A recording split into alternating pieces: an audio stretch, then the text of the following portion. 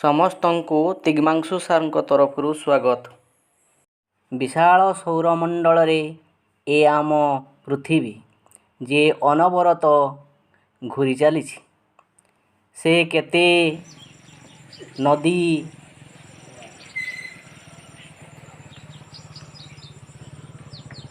ବଣ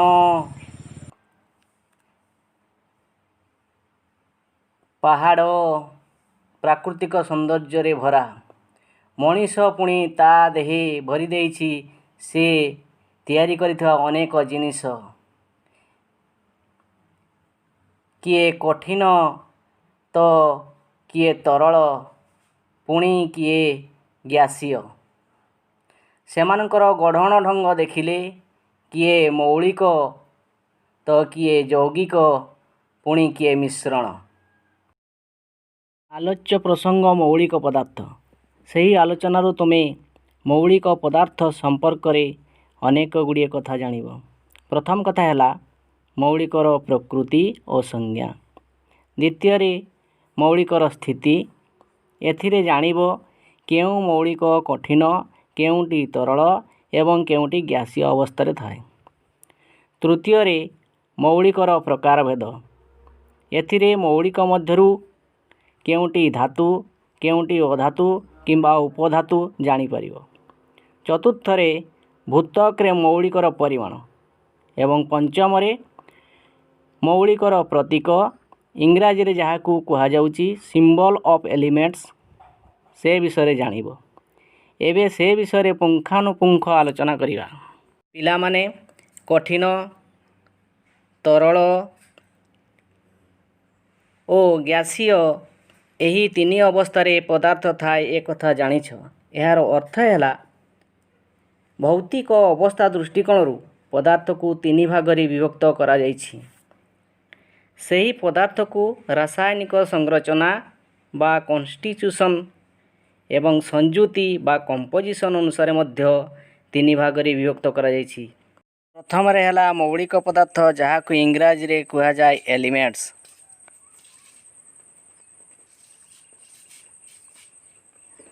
ଦ୍ୱିତୀୟରେ ହେଲା ଯୌଗିକ ପଦାର୍ଥ, ଯାହାକୁ ଇଂରାଜୀରେ କମ୍ପାଉଣ୍ଡସ୍ କୁହାଯାଏ।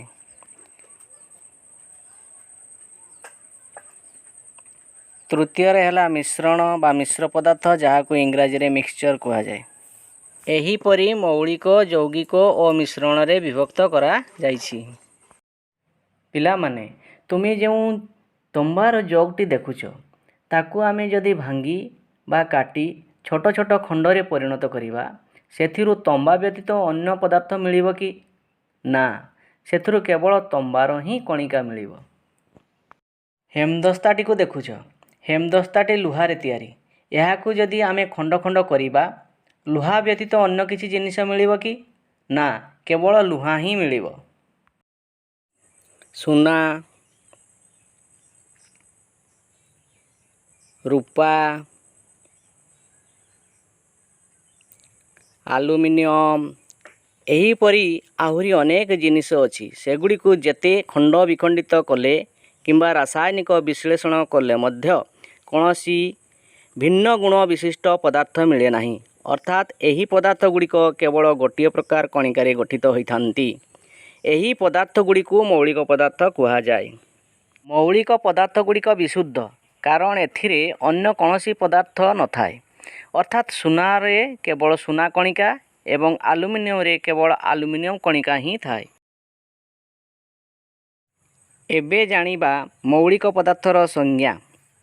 ବହି ଅନୁଯାୟୀ ତୁମେ ମୌଳିକ ପଦାର୍ଥର ସଂଜ୍ଞାକୁ କହିପାରିବ ବା ଲେଖିପାରିବ। ସରଳତମ ବିଶୁଦ୍ଧ ପଦାର୍ଥକୁ ମୌଳିକ ପଦାର୍ଥ କୁହାଯାଏ। ଅନ୍ୟ ସଂଜ୍ଞାଟି ହେଲା ସମଜାତୀୟ ପରମାଣୁରେ ଗଠିତ ପଦାର୍ଥକୁ ମୌଳିକ ପଦାର୍ଥ କୁହାଯାଏ।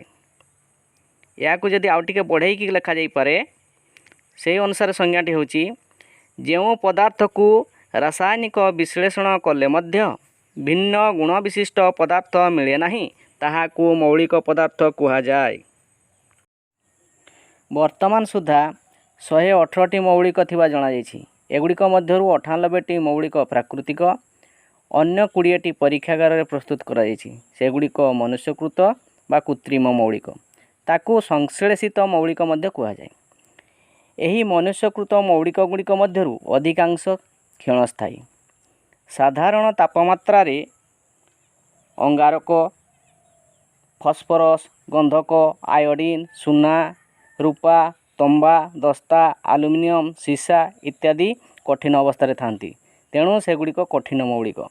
ପାରଦ ଓ ବ୍ରୋମିନ୍ ତରଳ ମୌଳିକ ଅଟନ୍ତି। ସେହିପରି ଉଦଜାନ, ଅମ୍ଳଜାନ, ଯବକ୍ଷାରଜାନ, କ୍ଲୋରିନ୍, ହିଲିୟମ୍ ଇତ୍ୟାଦି ଗ୍ୟାସୀୟ ମୌଳିକ ଅଟନ୍ତି। କଠିନ ମୌଳିକ ଯଥା ଗନ୍ଧକ, ଅଙ୍ଗାରକ, ଲୌହ, ତମ୍ବା ଇତ୍ୟାଦିର ଅଣୁ ଗୋଟିଏ ଲେଖାଏଁ ପରମାଣୁରେ ଗଠିତ। କିନ୍ତୁ ଗ୍ୟାସୀୟ ମୌଳିକ ଯଥା ଉଦଜାନ, ଅମ୍ଳଜାନ, ଯବକ୍ଷାରଜାନ, କ୍ଲୋରିନ୍ର ଅଣୁ ଦୁଇଟି ଲେଖାଏଁ ପରମାଣୁରେ ଗଠିତ। ଉଦଜାନ, ଅମ୍ଳଜାନ, ଯବକ୍ଷାରଜାନ, କ୍ଲୋରିନ୍ ଆଦିର ଅଣୁ ଦୁଇଟି ଲେଖାଏଁ ପରମାଣୁରେ ଗଠିତ ହୋଇଥିବାରୁ ସେମାନଙ୍କର ଅଣୁକୁ ଦ୍ୱିପାରମାଣବିକ ଅଣୁ କୁହାଯାଏ। କିନ୍ତୁ ପିଲାମାନେ, ସବୁ ଗ୍ୟାସୀୟ ପଦାର୍ଥର ଅଣୁ ଦ୍ୱିପାରମାଣବିକ ଅଣୁ ନୁହନ୍ତି। ବାୟୁରେ ଥିବା ହିଲିୟମ୍, ନିଅନ୍, ଆର୍ଗନ୍ ଆଦି ନିଷ୍କ୍ରିୟ ତଥା ବିରଳ ଗ୍ୟାସ୍ ଗୁଡ଼ିକର ପ୍ରତ୍ୟେକ କଣିକାରେ କେବଳ ଗୋଟିଏ ଲେଖାଏଁ ପରମାଣୁ ଥାଏ। ସେ ବିଷୟରେ ଉଚ୍ଚ ଶ୍ରେଣୀରେ ତୁମେ ପଢ଼ିବ। ମୁଁ ଆଶା କରୁଛି ଏତେ ସବୁ ଆଲୋଚନା ପରେ ମୌଳିକ ପଦାର୍ଥର ସ୍ଥିତି ବିଷୟରେ ତୁମର ଧାରଣା ନିଶ୍ଚୟ ଦୃଢ଼ୀଭୂତ ହୋଇଥିବ। ଏହାପରେ ଆମେ ମୌଳିକର ପ୍ରକାରଭେଦ ବିଷୟରେ ଆଲୋଚନା କରିବା। ସେଥିରୁ ଆମେ ଜାଣିବା ମୌଳିକମାନଙ୍କ ମଧ୍ୟରୁ କେଉଁଗୁଡ଼ିକ ଧାତୁ, କେଉଁଗୁଡ଼ିକ ଅଧାତୁ ଓ କେଉଁଗୁଡ଼ିକ ଉପଧାତୁ ଅଟନ୍ତି। ଲୁହା, ଦସ୍ତା, ସୀସା, ଆଲୁମିନିୟମ, ସୁନା, ରୂପା, ତମ୍ବା, ଜିଙ୍କ୍, ମାଗ୍ନେସିୟମ୍, କ୍ୟାଲସିୟମ୍ ଇତ୍ୟାଦି ଧାତୁ କଠିନ ଅବସ୍ଥାରେ ଥାନ୍ତି। ତେଣୁ ଏଗୁଡ଼ିକ କଠିନ ଧାତବ ମୌଳିକର ଉଦାହରଣ। ଆଉ କେତେକ ଧାତୁ ତରଳ ଅବସ୍ଥାରେ ଥାନ୍ତି। ସାଧାରଣ ତାପମାତ୍ରାରେ ପାରଦ ତରଳ ଅବସ୍ଥାରେ ଥାଏ ଏବଂ ସାଧାରଣ ତାପମାତ୍ରାରୁ ସାମାନ୍ୟ ଅଧିକ ତାପମାତ୍ରାରେ ଫ୍ରାନ୍ସିୟମ୍, ସିଜିୟମ୍, ରୁବିଡ଼ିୟମ୍, ଗାଲିୟମ୍ ଆଦି ଧାତବ ମୌଳିକ ଗୁଡ଼ିକ ତରଳ ହୋଇଯାଆନ୍ତି। ଧାତୁଗୁଡ଼ିକର କେତେକ ଗୁଣ ଅଛି। ଏଇ ଯେମିତି ଧାତୁକୁ ଚିକ୍କଣ ବା ପାଲିସ୍ କଲେ ତେଜିଆନ ବା ଚକଚକ ଦେଖାଯାଏ। ସୁନା ଚୁଡ଼ି କିମ୍ବା ତାରର କୁଣ୍ଡଳୀ ଏବଂ କଂସା ଥାଳି ଗୁଡ଼ିକ ଦେଖି ତୁମେ ଜାଣିପାରୁଥିବ। ଏହାକୁ ଧାତୁର ଔଜ୍ଜ୍ୱଲ୍ୟତା କୁହାଯାଏ। ଧାତୁର ତନ୍ୟତା ଗୁଣ ଥିବାରୁ ତାକୁ ତାର ଆକାରରେ ଟଣାଯାଇପାରୁଛି। ଏ ତାର କୁଣ୍ଡଳୀକୁ ଦେଖି ଜାଣିପାରୁଛ ତମ୍ବା ଓ ଲୁହାରୁ କେତେ ସରୁ ତାର ତିଆରି କରାଯାଇପାରୁଛି। ସେହି ତନ୍ୟତାକୁ ବ୍ୟବହାର କରି ରୂପା ଓ ସୁନାରେ କେତେ ସୂକ୍ଷ୍ମ କାମ କରାଯାଇପାରୁଛି। ପିଲାମାନେ, ତୁମେ ହେକ୍ସ ବ୍ଲେଡ଼୍ଟିକୁ ଲକ୍ଷ୍ୟ କର। ତାହା କେତେ ପତଳା। ଏହା ଧାତୁର ନମନୀୟ ଗୁଣ, ଅର୍ଥାତ୍ ଧାତୁକୁ ପିଟି ସରୁ ଚାଦରରେ ପରିଣତ କରାଯାଇପାରେ। ବିଦ୍ୟୁତ୍ ତାରକୁ ତୁମେ ଦେଖିଛ। ଏ ତାରଟିକୁ ଲକ୍ଷ୍ୟ କର। ଏଥିରେ ସରୁ ତମ୍ବା ତାର ଗୁଡ଼ିକ ବାହାରିଛି। ତମ୍ବା ଧାତୁ ଏକଥା ମଧ୍ୟ ତୁମେ ଜାଣିଛ। ଏହି ବିଦ୍ୟୁତ୍ ତାରରେ ତମ୍ବାକୁ ବ୍ୟବହାର କରାଯାଇଛି। ଆଉ କେତେକ କ୍ଷେତ୍ରରେ ଆଲୁମିନିୟମକୁ ମଧ୍ୟ ବ୍ୟବହାର କରାଯାଇଥାଏ। ଅର୍ଥାତ୍ ଧାତୁ ତାପ ଓ ବିଦ୍ୟୁତର ସୁପରିବାହୀ ଅଟନ୍ତି। Hydrogen, carbon, oxygen, nitrogen, chlorine ଏଗୁଡ଼ିକ ହେଉଛନ୍ତି ଅଧାତୁ, କାରଣ ଏମାନଙ୍କ ପାଖରେ ଧାତୁମାନଙ୍କ ଗୁଣ ନଥାଏ। Carbon, silicon, phosphorus, sulphur, iodine ଆଦି ଅଧାତୁ କଠିନ ଅବସ୍ଥାରେ ଥାନ୍ତି। ବ୍ରୋମିନ୍ ଏକମାତ୍ର ଅଧାତୁ ତରଳ ଅବସ୍ଥାରେ ଥାଏ। Hydrogen, oxygen, nitrogen, helium, ନିଅନ୍, argon ଆଦି ଅଧାତୁ ଗୁଡ଼ିକ ଗ୍ୟାସୀୟ ଅବସ୍ଥାରେ ଥାନ୍ତି। ପିଲାମାନେ, ଅଧାତୁ ଗୁଡ଼ିକ କଠିନ, ତରଳ ଓ ଗ୍ୟାସୀୟ ତିନି ଅବସ୍ଥାରେ ଥାନ୍ତି। ମନେ ରଖ, କୌଣସି ଧାତୁ ଗ୍ୟାସୀୟ ଅବସ୍ଥାରେ ନାହିଁ। ତୁମ ବହିରେ ଉପଧାତୁ ପାଇଁ ଆର୍ସେନିକକୁ ଉଦାହରଣ ଭାବେ ଦିଆଯାଇଛି। ହେଲେ ଏହା ବ୍ୟତୀତ ବୋରନ୍, ସିଲିକନ୍, ଜର୍ମାନିୟମ୍, ଏଣ୍ଟିମନି ପରି ଆଉ କେତୋଟି ଉପଧାତୁ ଅଛି। ଏହି ମୌଳିକ ଗୁଡ଼ିକ ଧାତୁ ଓ ଅଧାତୁ ଗୁଡ଼ିକର ଗୁଣମାନଙ୍କର ମଧ୍ୟବର୍ତ୍ତୀ ଗୁଣ ପ୍ରଦର୍ଶନ କରିବା ସଙ୍ଗେ ସଙ୍ଗେ ଧାତୁ ଓ ଅଧାତୁ ଉଭୟ ପରି କାର୍ଯ୍ୟ କରିଥାନ୍ତି। ତେଣୁ ଏମାନଙ୍କୁ ଉପଧାତୁ କୁହାଯାଏ। ପିଲାମାନେ ପ୍ରାକୃତିକ ମୌଳିକ ପଦାର୍ଥକୁ ନେଇ ଆମ ପୃଥିବୀର ଭୂତକ ଗଠିତ। ଭୂତକରେ କେଉଁ ମୌଳିକ କେତେ ପରିମାଣରେ ଅଛି ସେ ବିଷୟରେ ଆସ ଜାଣିବା। ଭୂତକରେ 99% 10ଟି ମୌଳିକକୁ ନେଇ ଗଠିତ। ସେହି 10ଟି ମୌଳିକ ହେଲେ ଅମ୍ଳଜାନ, ସିଲିକନ, ଆଲୁମିନିୟମ, ଲୁହା, cobalt, sodium, potassium, magnesium, titanium, ଉଜାନ। ଭୂତକରେ ଥିବା ମୌଳିକ ଗୁଡ଼ିକୁ ଏଠି ଶତକଡ଼ାରେ ପ୍ରକାଶ କରାଯାଇଛି। ସେହି ଦୃଷ୍ଟିରୁ ଅମ୍ଳଜାନ ଅଛି 47%, ସିଲିକନ 27%, ଆଲୁମିନିୟମ 8%, ଲୁହା 5%, cobalt 3.5%, sodium 3.0%, potassium 2.5%, magnesium 2.0%, titanium 0.5%, ଉଜାନ 0.167% ଏବଂ ଅନ୍ୟାନ୍ୟ ଯେଉଁ ମୌଳିକ ଅଛନ୍ତି ସେଗୁଡ଼ିକ ବହୁତ କମ୍ ପରିମାଣରେ ଅଛି। ତାର ପରିମାଣ ହେଉଛି 1.333%। ପିଲାମାନେ ଆଉ ଗୋଟିଏ କଥା ହେଉଛି ମନେ ରଖିବା ଭଳିଆ କଥା, ପ୍ରତ୍ୟେକ ସଜୀବ ବସ୍ତୁରେ ସାଧାରଣତଃ 4ଟି ମୌଳିକ ଅଧିକ ପରିମାଣରେ ଥାଏ। ସେଗୁଡ଼ିକ ହେଲା ଅଙ୍ଗାରକ, ଉଜାନ, ଅମ୍ଳଜାନ ଓ ଯବକ୍ଷାରଜାନ। ଜାଣିଛ ପିଲେ, ପୂର୍ବେ ମୌଳିକ ଗୁଡ଼ିକ ବିଷୟରେ କିଛି ସୂଚନା ଦେବାକୁ ହେଲେ ସେମାନଙ୍କର ପୁରା ନାମ ଲେଖିବାକୁ ପଡ଼ୁଥିଲା। କହିଲ ଦେଖି, 118ଟି ମୌଳିକ ବିଷୟରେ ସୂଚନା ଦେବାକୁ ହେଲେ ତୁମକୁ କେତେ କଷ୍ଟ ନ କରିବାକୁ ପଡ଼ିବ। ଖାଲି କଷ୍ଟ କରିବାକୁ ପଡ଼ିବ ନାହିଁ, ଅନେକ ଅସୁବିଧାର ସମ୍ମୁଖୀନ ମଧ୍ୟ ତୁମେ ହେବ। ଯଦି ଦେଖାଯାଏ ଆଗରୁ ଲୋକମାନେ କେତେ କଷ୍ଟ ଭୋଗିନଥିବେ। ଏହି କଷ୍ଟ ଓ ଅସୁବିଧାର ଦୂରୀକରଣ ପାଇଁ 1814 ଖ୍ରୀଷ୍ଟାବ୍ଦରେ ସ୍ୱିଡେନର ବୈଜ୍ଞାନିକ ବର୍ଜିଲିୟସ୍ ବିଭିନ୍ନ ମୌଳିକର ପରମାଣୁଗୁଡ଼ିକୁ ଗୋଟିଏ ଗୋଟିଏ ଅକ୍ଷର ଦ୍ୱାରା ସୂଚାଇବାକୁ ଉପାୟ ବାହାର କରିଥିଲେ। ସେହି ଆଧାରରେ ମୌଳିକର ସମ୍ପୂର୍ଣ୍ଣ ନାମ ଲେଖିବା ବଦଳରେ ଠାରରେ ଗୋଟିଏ ବା ଦୁଇଟି ଅକ୍ଷର ଦ୍ୱାରା ମୌଳିକକୁ ପ୍ରକାଶ କରାଗଲା। ମୌଳିକର ସେହି ସାଙ୍କେତିକ କ୍ଷୁଦ୍ର ନାମକୁ ପ୍ରତୀକ କୁହାଯାଏ।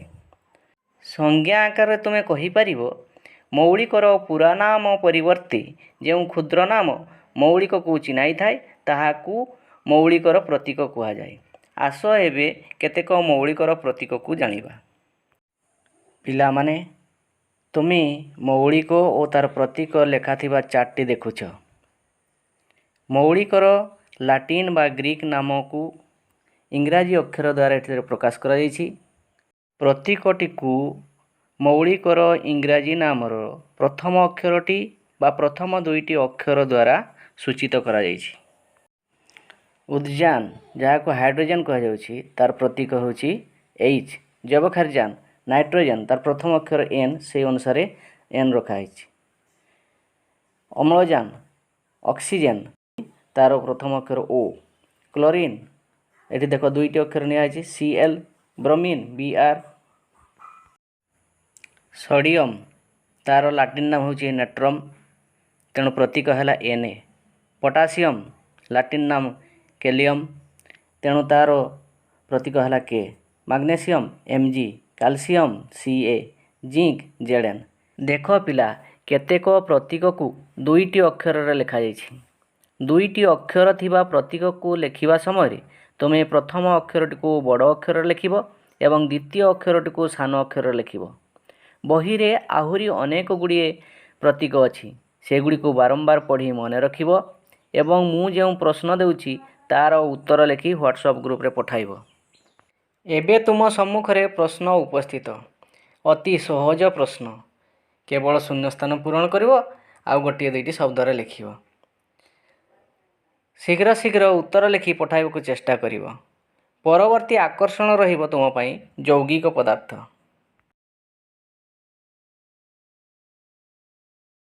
ପ୍ରଭୁ ଜଗନ୍ନାଥ ଏ ଦୁର୍ଦ୍ଦିନରେ ତୁମକୁ, ତୁମ ପରିବାରକୁ ତଥା ଏ ଜଗତକୁ ଭଲରେ ରଖନ୍ତୁ କାମନା କରି ରହୁଛି।